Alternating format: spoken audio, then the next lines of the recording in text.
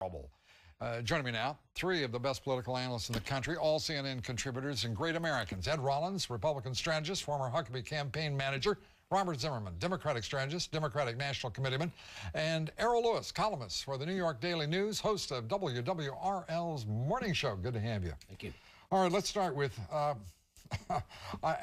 you heard the spokesman for these candidates. Do you feel better about life in America? Only when I'm with you and these gentlemen, okay? But look, obviously, this is not an issue that can be addressed in a sound bite. And as you said in the beginning of the show, they're all beginning to sound the same when they talk about the need for more regulation, for more oversight. Yeah. The issue is what the history of each of these men is that they bring to this issue. And that's Barack Obama is going to point to the fact that two years ago... We're electing a personality. No, we're electing someone, hopefully, with a track record who can prove they can capacity, deliver. Vision. One would hope. Barack Obama I would like that, too. Can point to what he did two years ago. But when I listen to these folks talk about these bailouts, I love this sort of condescending nonsense from on high on the part of Treasury Secretary Paulson. Like, you know, we're just going to move out there and take care of $1 trillion worth of assets over there at good old AIG because you all are too stupid to understand what's at stake. I think these folks are too clever by half. I think they've forgotten what's going on in this country. Yeah, I agree.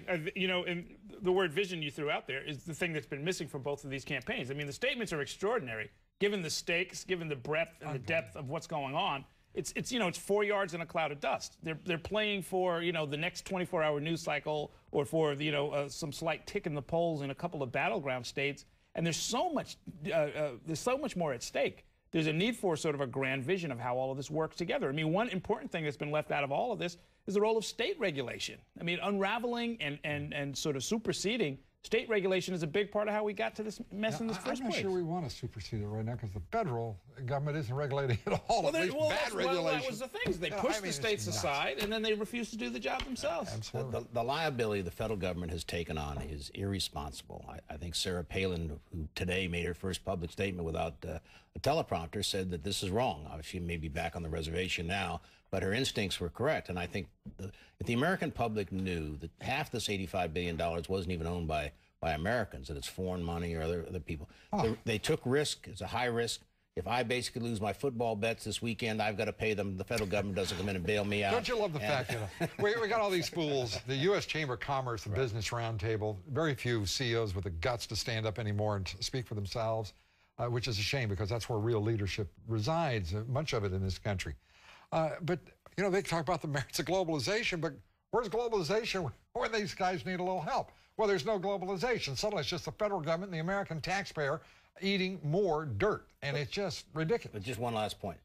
Before this kind of a commitment was made by this federal government, the United States Congress should have stood up and basically said aye or nay. They're the ones responsible for appropriating and authorizing money. Right. And I think the fact that Treasury did this without any input from the Congress is outrageous. Yeah, it is. You know what else is outrageous is that we're not having a real investigation into the people.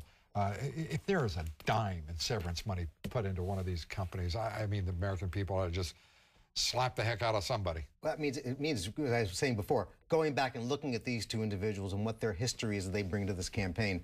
6 months ago, John McCain described himself as the deregulator into the Wall Street Journal, as a supporter of deregulation. Yeah. Barack Obama, 2 years ago, raised many of these issues, and that's one of the reasons I'm supporting him. He was, but the point is, the leadership they're going to show in enforcement. Has been brought to you by No, it's not a talking point. I think that's I expect. I think there's a philosophical difference. I just got to give Ed equal time. I think there's a philosophical difference worth exploring. Otherwise, Nancy Pelosi will get on me about the fairness stuff. I don't want equal time. I'm not going to defend this on either side. Okay. You get the last word tonight. I mean, the problem, again, is you don't see any philosophy here. I mean, just as you don't see the candidates talking about any kind of grand strategy when it comes to foreign affairs, when it comes to domestic affairs, when it comes to the economy. You know, they've made the campaign so small, and they've talked so seldom through the press, with the press, or to the people in any kind of an honest way, where, you know, it'll all be over in 47 days, and the problems will just be beginning, really. Absolutely. And that's, to me, the greatest lament here is that these candidates without the guts to tell the American people how they're going to lead, what they need to know, not what they want to hear. We'll continue this, gentlemen. Thank you very much, Robert. Thank you very much, Errol. Thank you. Ed. Good. Tonight's poll results, 98% of you say, 99%. I'm sorry, I understated it. 99% of you say there should be criminal investigations of the top managers of the companies the federal government has bailed out. Amen. Thanks for being with us tonight. We'll be talking about accountability as well tomorrow. Join us tomorrow, please. For all of us, thanks for watching. Good night from New York.